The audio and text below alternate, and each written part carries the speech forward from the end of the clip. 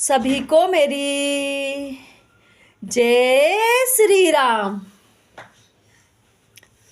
निज दास ज्यों रघुवंश भूषण कबहु मम सुमिरन करियो। सुने भरत बचन बिनीत अति कपपुलिकत न चरण परियो। रघुवीर निज मुख जासु गुण गण कहत अग जगन्नाथ जो। काहे न होई बिनीत परम पुनीत सदगुण सिंध सो। रघुवंश के भूषण श्री राम जी क्या कभी अपने दास की बाती मेरा स्मरण करते रहे हैं? भरत जी के अत्यंत नम्र वचन सुनकर हनुमान जी पुलकित शरीर होकर उनके चरणों में गिर पड़े और मन में विचारने लगे कि जो चराचर के स्वामी हैं वे रघुवीर अपने श्रीमुख से जिनके गुण समूह का वर्णन करते हैं, वे भरत जी ऐसे विनम्र परम पवित्र और सद्गुणों के समुद्र क्यों न हो। राम प्राण प्रिय नाथ तुम सत्य बचन ममतात। पुण्य पुण्य मिलत भरत सुनी हरस न हृदय संभात। हनुमान जी ने कहा कि हे नाथ, आप श्री राम को प्राणों के समान प्रिय हैं। हे तात, मेरा वचन सत्य है। यह सुनकर भरत जी बार बार मिलते हैं, हृदय में हर्ष समाता नहीं है। भरत चरण सिर नाय तुरत गयु कपि राम पहे। कहीं कुशल सब जाई हरसि चले प्रभु जान चढ़ी। फिर भरत जी के चरणों में सिर नवाकर हनुमान जी तुरंत ही श्री राम जी के पास लौट गए और उन्हें जाकर उन्होंने सबको कुशल कही। तब प्रभु हर्षित होकर विमान पर चढ़कर चले। हरषि भरत कौशलपुर आए, समाचार सब गुरहि सुनाए। पुण्य मंदिर मह बात जनाई, आवत नगर कुशल रघुराई। इधर भरत जी हर्षित होकर अयोध्यापुरी में आए और उन्होंने गुरु जी को सब समाचार सुनाया। फिर राजमहल में खबर जनाई कि श्री राम जी कुशल पूर्वक नगर को आ रहे हैं। सुनत सकल जननी उठे धाये, कही प्रभु कुशल भरत समुझाई। समाचार पुरवास ही पाए, नगर अरु नारी हर्ष सब धाये। खबर सुनते ही सब माताएं उठ दौड़ी। भरत जी ने प्रभु की कुशल कहकर सबको समझाया। नगर निवासियों ने यह समाचार पाया तो स्त्री पुरुष सभी बहुत खुश होकर दौड़े।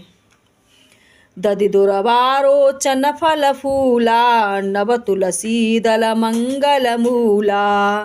भरे भरे हे मथार भामिनी, गावत चंड सिंदूर गामिनी।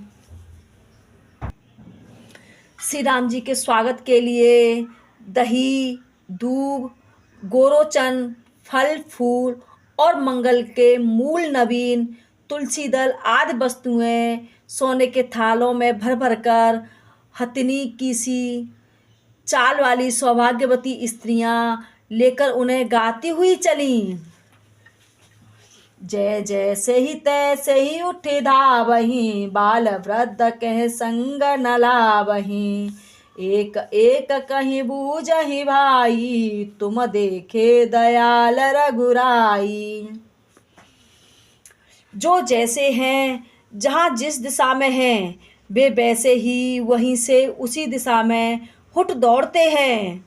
देर हो जाने के डर से बालकों और बूढ़ों को कोई साथ नहीं लाते। एक दूसरे से पूछते हैं, भाई तुमने दयालु श्रीनाथ जी को देखा?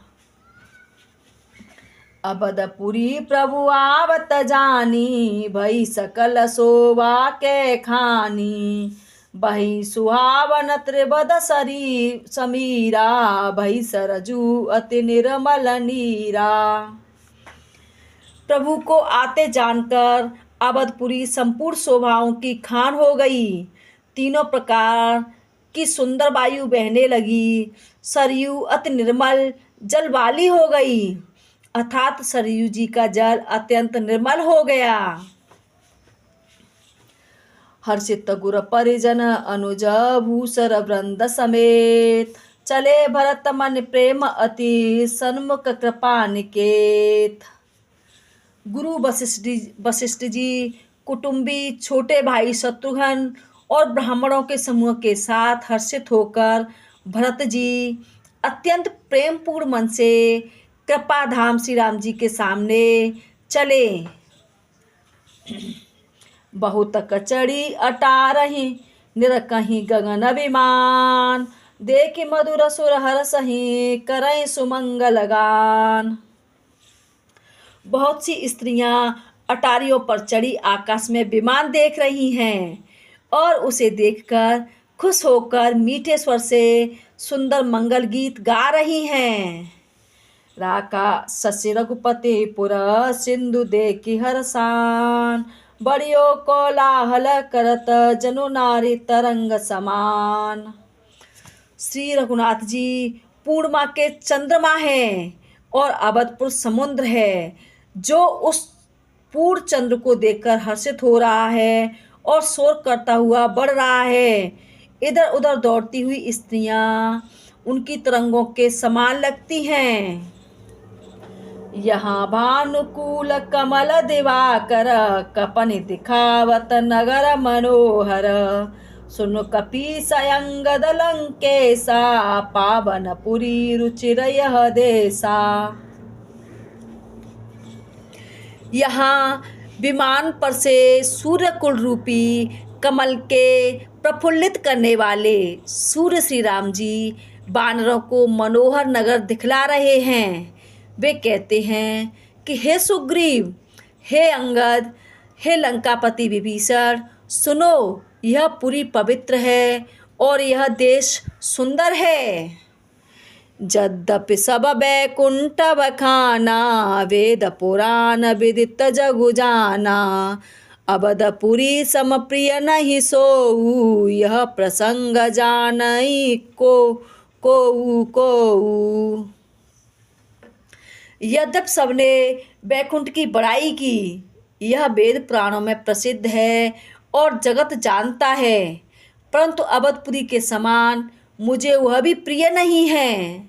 यह बात अर्थात भेद कोई कोई जानते हैं। जन्मभूमि मम पुरी सुहावनी, उत्तर दिशि बह सरयू पावनी, जामन जनते बिनहि प्रयासा, मम समीप नर पावहि वासा। यह सुहावनीपुरी मेरी जन्मभूमि है। इसके उत्तर दिशा में जीवों को पवित्र करने वाली सरयू नदी बहती है, जिसमें स्नान करने से मनुष्य बिना ही परिश्रम मेरे समीप निवास पा जाते हैं। अति प्रिय मोई यहाँ के वासी, मम धाम दापुरी सुख राशि, हर से सब कपि सुनि प्रभु वाणी, धन्य अवध जो राम बखानी। यहाँ के निवासी मुझे बहुत ही प्रिय हैं। यह पूरी सुख की राशि और मेरे परम धाम को देने वाली है। प्रभु की वाणी सुनकर सब वानर बहुत खुश हुए। जिस अवधपुरी की स्वयं श्री राम जी ने बड़ाई की, वह अवश्य ही धन्य है। जय श्री राम। कृपया करके वीडियो को लाइक करें, शेयर करें और चैनल को ज़्यादा से ज़्यादा सब्सक्राइब करें। और आपको ये रामायण की कुछ चौपाइयाँ कैसी लगी, कमेंट करके ज़रूर बताएं।